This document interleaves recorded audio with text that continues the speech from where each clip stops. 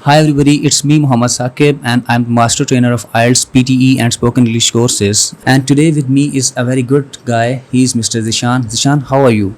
I'm good, sir. And how are you? I'm also fine. So let's start with our discussion. I would answer the question that Zishan will ask to me. So let's start with the part 1. So Zishan will ask questions and I will answer. Which social media websites do you use?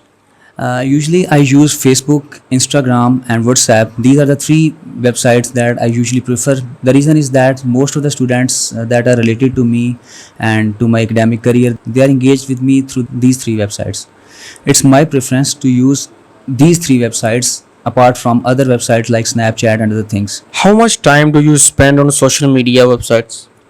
Actually, on the actual days or the routine days, I am engaged in my college work, and later on I am busy in my academy work. So whenever I get some free time or I'm able to extract some time out of my busy routine, it's my preference to check the status of the students.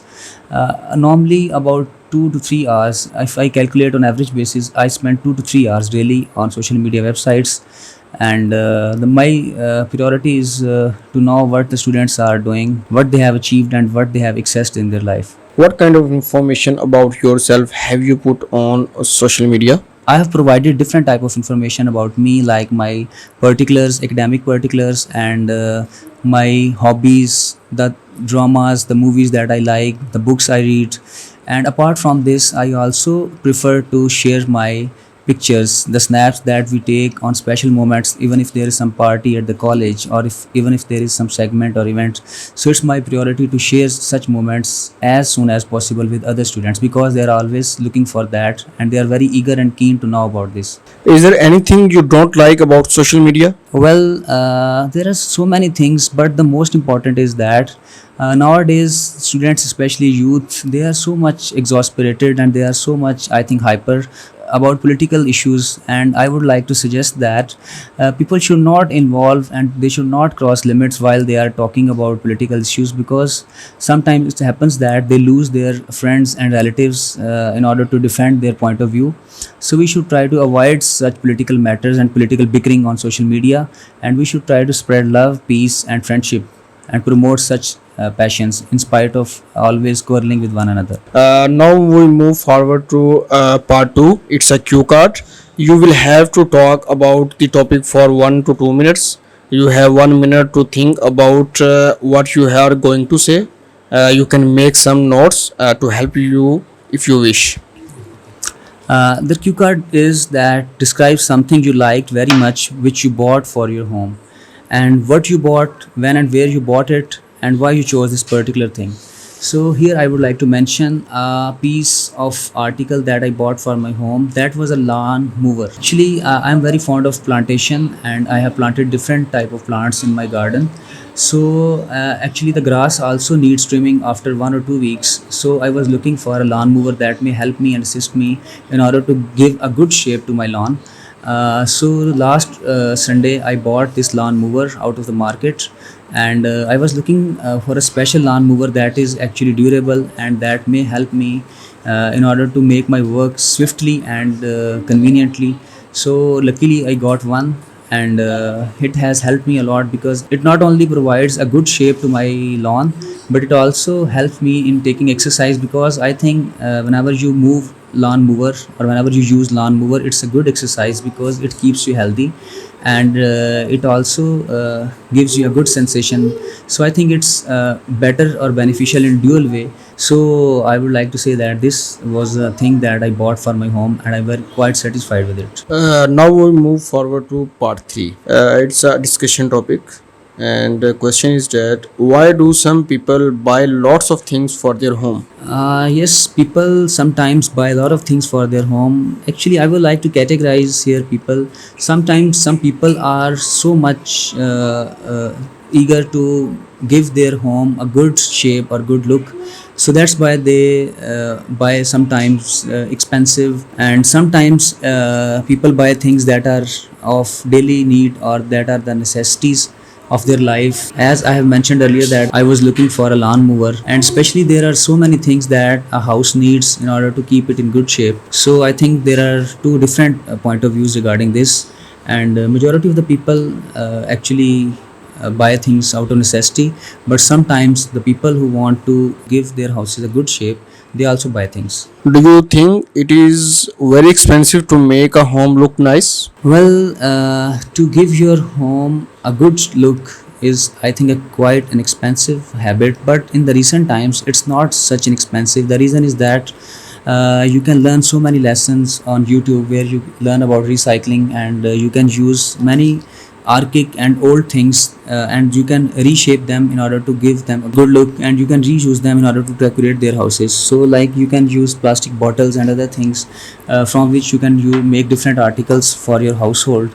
So I think it's not quite expensive in the modern times, and if someone takes sagacious steps and someone works frugally, so he can easily manage the old things and the things that are no more in use, and you can again keep them or bring them into use again. And it requires a little bit time and energy, but I think it's not expensive. Why don't some people care about how their home look? Well, talking about the people who don't care about their homes, I think first of all, the shiftless or lazy type of people do not care about their homes because they prefer rest and sluggishness more than the up to date and spick and span condition of their houses. So that's why they are not able to maintain or keep everything in order. Or on the second hand, sometimes the people who are too much busy in their work, like businessmen or the other people who are unable to extract some time out of their daily routines, so they are again not able to make their home look nice. In what ways is living in a flat apartment better than living in a house? Well, talking about a flat or apartment, I think it's only good for those people who are working out of station and who are living in the other cities in concern of some job or other things like that. So definitely they have to sacrifice their family, but again they have the opportunity to bring their family along with them in an apartment. And secondly, for the students who are living in other cities, it is the compulsion on them that they have to live outside.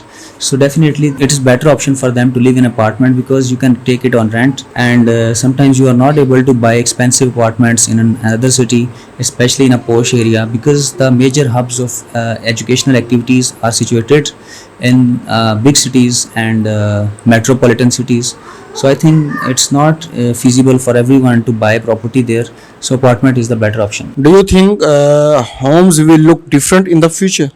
Do you think homes will look different in the future? Definitely, with the passage of time and with the advancement of technology, and especially in the field of architecture, things are getting better day by day. And I hope that homes will get a good shape and good condition in the future, because now engineers and the builders are applying modern techniques, and there are so many gadgets and tools in order to give a good and advanced shape to your homes. And homes are designed scientifically. Whenever you go to an architecture, he keeps in mind and he keeps allowance of all the modern necessities and gadgets. So I think homes will look definitely changed and better in future. And apart from this, we can also talk it in a manner that people are now crazy about giving a strange and odd shape to their homes. Like some people try to construct their homes on a hilltop or like an elevated place that gives the shape of a mountain or hill house. Do you agree that the kinds of homes people prefer change as they get older? Yeah, I think with the passage of time and whenever you get older, your preference for homes changes. The reason is that when you get old, you are looking for more mature and practical things, and you prefer exterior more than interior, because in youth you have energy, you have potential, you can maintain different luxuries. But whenever you get older, you are looking for natural beauty and you are looking for plants and trees.